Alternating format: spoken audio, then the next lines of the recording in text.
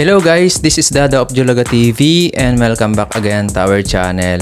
And for today's video ay magkwekwentuhan na naman tayo tungkol sa mga ginagawa natin dati. Ayan, kumpara ngayon mga Julaga. Kasi nga naggugupit na tayo ngayon. Yung mga past work natin dati mga Kajulaga. Ayan, bago tayo maggupit. Ayan. Dati kasi ako mga Kajulaga, tumutugtog ako dati. Ayan, nagbabanda ako dati mula 2005 and 6 ayan, hanggang 2015. Yan, medyo mahaba-haba rin yung expand ng nightlife ko dati mga Kajulaga. Layo talaga. Layo ng nilakbay ko mula noon hanggang ngayon. Then, nung 2015 hanggang nung pandemic guys, ayan, nagdi-DJ naman ako sa mga alam nyo na, sa mga nightlife mga Kajulaga, bago ako nag-decide na mag-practice maggupit. Kasi nga wala nang mga mapasukan dating mga trabaho. Dito tayo sa paggugupit na dinala ni Lord guys. Ayan. Pero dati ayaw ko talagang maggupit dati dahil nahumaling pa ako dati sa pagtutugtog. Yan, pag pe-perform sa stage, iba't ibang lugar. Ayan, para kang celebrity pag tumutugtog ka kasi lagi kang bida, nasa stage ka, lagi kang nakaporma, hindi ka naanuhan ng buhok, kumbaga nadidikitan ng buhok, yun, laging nakasapatos, kung anong gusto mong porma nagagawa mo. Unlike ngayon na hindi ko na nagagawa kasi nga nagugupit ako, magporma pa lang ako, pupunta na sa katawan ko yung buhok, lalo pag walang aircon yung minsan pa naman yung dito sa amin walang aircon kasi nga nasira kaya ang init ngayon guys dito sa natin. Pero at least yung mga client natin na sila, kumbaga nasanay na sila sa sa ating paggugupit, kaya hindi na sila kumbaga umaalis kasi mabilis lang tayong maggupit talaga, 6 to 7 minutes ganun, tapos na. Kaya hindi sila nag-aalisan kahit sobrang init minsan kasi nga sa panahon pa bago-bago. Ito nga si engineer sabi niya naiinitan daw, kaya lang wala tayong makagawa, nasira yung aircon natin. Ipapagawa pa.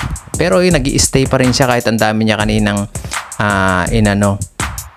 hinintay. Kumbaga dami niyang kasunod. Mga 10 yata yun mga Kajulaga. Then dami talaga. Kasi ngayong panahon nga na to, recognition ng mga bata or graduation. At least dami pa rin nagpapagupit sa atin. Ayan, mabalik tayo sa mga dating natin, trabaho natin. Tagal ko ring tumugtog guys. Halos naikot ko din tong Pilipinas dati sa pagtutugtog, mula dito sa Luzon hanggang North and South. Ayan, naikot natin. Marami ring magagandang place na napuntahan natin dati kasi hindi natin na-record. Kumbaga wala pa tayong mga cellphone dating mga ganun kagaganda. At saka pa lang dati ang mga cellphone kasi 3210 mga ganyan dati, 3315 mga ganun dati, kaya hindi mo talaga may re-record.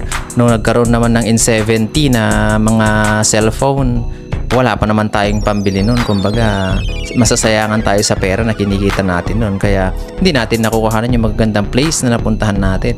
Then nung nag-DJ naman ako 2015 to 2020 nung pandemic, ayan, diretso pa rin ibang lugar din, lalo na destino ako dyan sa Ilocos Norte. Ang ganda niyan, daming magagandang lugar niyan. Hindi ko pa rin kumbaga hindi ko pa rin na-record yung iba. Kumbaga yung iba kasi binura ko na rin guys, yung mga ibang video ko kasi nga lumipat na ako sa paggugupit. Then lately lang ako nag-video ng mga natin.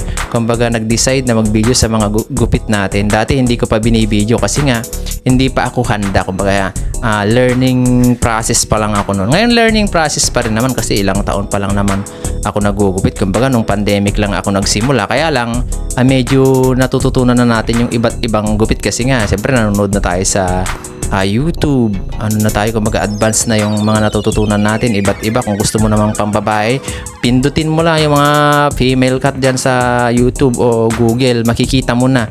Kumbaga ituturo na nila sa isusubo mo na lang, ikaw na lang bahala mag-discover kung anong kaya mong gawin dun sa mga gupit nila. Ganun lang guys. Ayan, kaya dire-diretso lang tayo sa ating paggugupit.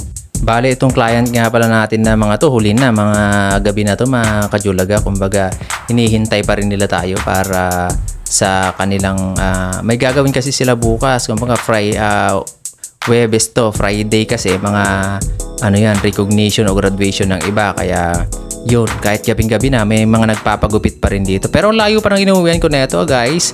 Mula dito sa Taytay hanggang Antipolo pa ako. Doon pa ako sa SM Cherry. Gitna ako ng SM Masinag at saka Kogyo. Kaya medyo malayo-layo yung ating binebiyahe. Kaya lang, okay lang, tiyaga lang muna tayo habang wala pa tayong sariling business. Pero pag nagka-business tayo, ayan, dire-diretso na tayo sa paggugupit na ginagawa natin. Ayan. And maraming salamat, guys, sa atin lahat ng mga nanonood sa mga videos natin, sa mga tumatangkilik. Maraming salamat sa inyo. Suportahan nyo itong mga videos natin at sigurado malayo ang mararating natin, malayo ang pagsasamahan natin. Thank you so much and God bless us all sa ating lahat. Pagpalain tayo ni Lord.